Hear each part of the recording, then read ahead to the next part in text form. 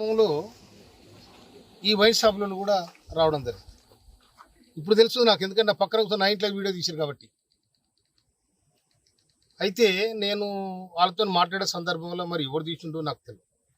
నేను వాళ్ళు వస్తే నా ఇంట్లో వాళ్ళకు ఛాయ్ ఇచ్చి మంచినీళ్ళు ఇచ్చి మర్యాద చేసి నా దగ్గర కూర్చొని పెట్టుకున్నాను. ఏ ఎమ్మెల్యే కూడా కూర్చొని పెట్టుకోడు.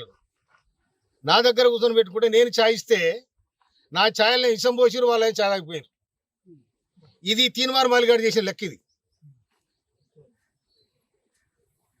వాని మనసులు ఇవాళ ఒక మందుల సామెలంటోడు నికారసన ఉద్యమకారుణ్ణి ఇవాళ తుంగతుర్తి ప్రజలు నన్ను దీవించి ఈ విధంగా గెలిపించారు.